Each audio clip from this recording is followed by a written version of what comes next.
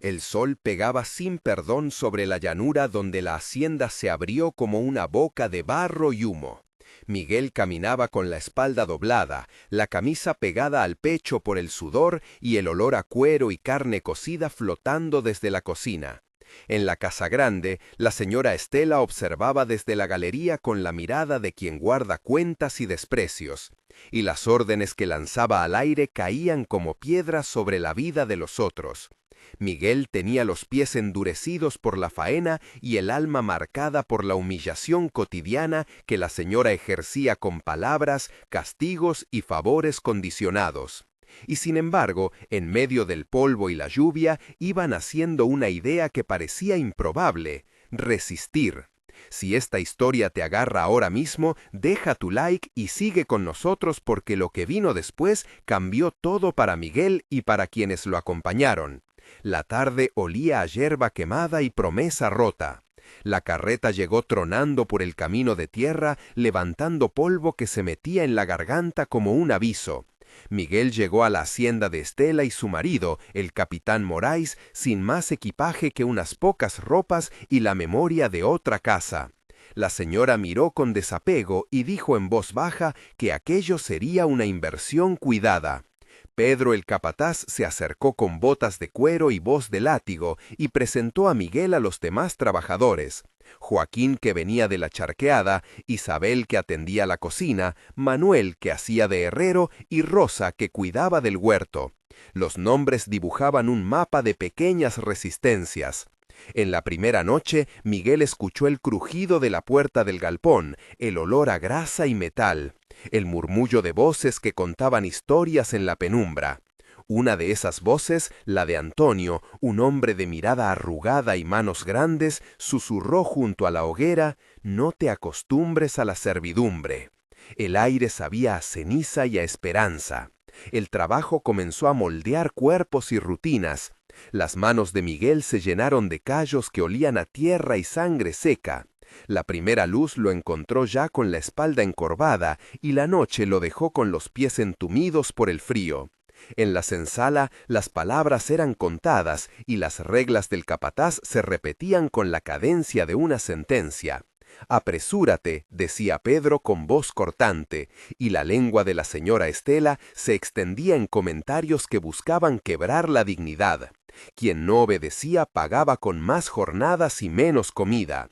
Había momentos en que la tarde olía a cuero y vino rancio, cuando los gallos cantaban y la fatiga apretaba el estómago. María la mayor, que cosía y remendaba, cantaba bajito para amortiguar la desesperanza. En una de las tardes, Miguel sintió la garganta cerrarse y dijo en voz baja a Rosa: «No puedo más».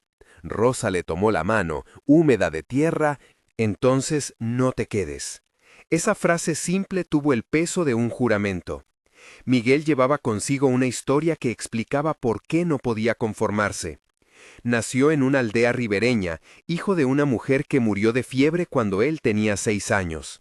En la infancia, su padre enseñó a Miguel a reconocer el horizonte y a no confundir la necesidad con la sumisión. Aprendió oficios sencillos, era diestro con herramientas y sabía leer trazos en la madera.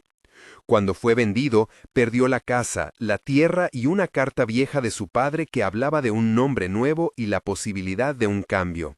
La juventud lo enseñó a observar, a ver cuándo el patrón se distraía, cuando un guardia se echaba a dormir. En su formación, la primera derrota llegó con la violencia verbal de un mercado donde un comprador negó el nombre paterno que Miguel llevaba en la piel. El presente lo encontró en la hacienda de Estela, con la memoria como brújula y la rabia como combustible. Esos recuerdos sirvieron para construir la paciencia necesaria para planear, para entender que la libertad se tejía con pequeños actos cotidianos. La semilla de la fuga nació en una noche clara, junto al pozo donde el agua olía a hojas. Antonio fue quien plantó la idea en palabras y ejemplos. Su voz era áspera y sin prisa. «He conocido quilombos que empiezan con una cuchara».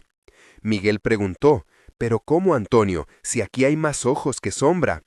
Antonio respondió con una risa corta y enumeró riesgos y rutas. Tuvieron un diálogo largo, íntimo y estratégico. Una conversación que duró varias horas y que cambió el rumbo de Miguel.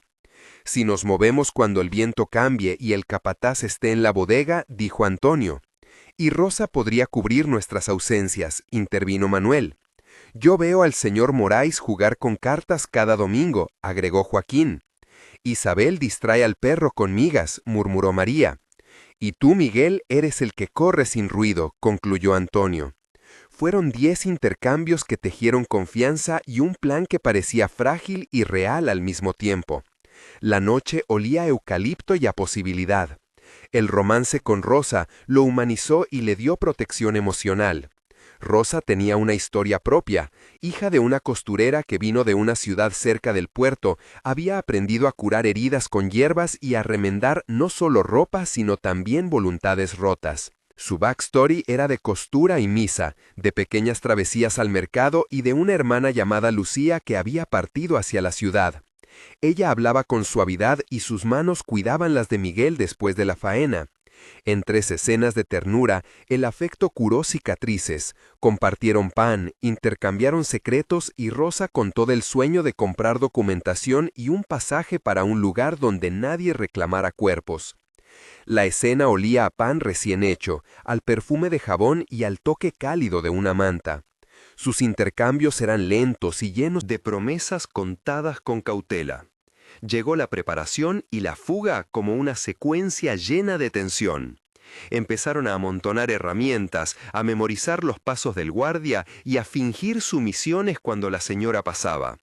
La noche elegida fue de lluvia débil, con barro que amortiguaba los pasos. Hubo diálogos veloces en la oscuridad entre Miguel, Antonio, Rosa y Joaquín, al menos 8 intercambios mientras se ponían las mochilas y comprobaban que Isabel hubiera dejado la puerta trasera abierta. ¿Estás seguro?, preguntó Rosa. Sí, respondió Miguel. Si fallamos, nos persiguen hasta la muerte, dijo Antonio. No pienses en eso, dijo Joaquín. Respiren, ordenó Miguel. El perro no ladra, dijo Manuel. Allí la loma, susurró Rosa. Ya, dijo Isabel. La fuga arrancó con pasos que crujían sobre hojas y barro, y un primer momento de tensión donde la luz de una linterna rozó un cuerpo y los dejó inmóviles. En 2 párrafos que comprimieron medio minuto eterno, la persecución se transformó en un punto de no retorno. La sensación de opresión en el pecho, el olor a lluvia, la lengua pegada al paladar y el ruido de botas que se acercaban, todo eso construyó un momento de miedo puro. El artículo del plan se rompió cuando la tragedia golpeó. Antonio fue herido durante la huida, por la metralla de una trampa preparada por el capitán Moraes. La pérdida fue inmediata y aplastante.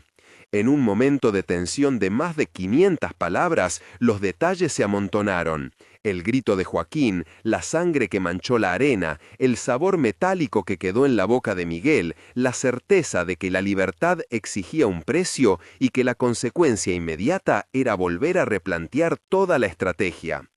Miguel sostuvo a Antonio mientras la vida se escapaba en frases entrecortadas y promesas a medias. «No te vayas», dijo Miguel. «Seguí», murmuró Antonio con voz apagada. Aquellos instantes fueron un rito de paso donde la pérdida se transformó en combustible para no rendirse. El escondite posterior fue una cantera abandonada donde el agua se acumulaba y las ratas vivían de los restos. Allí se tomaron decisiones duras, ir a la ciudad o esconderse en un quilombo cercano. Miguel eligió la ciudad pensando en documentos y en la posibilidad de comprar papeles, alforrias de mentira y más tarde reales.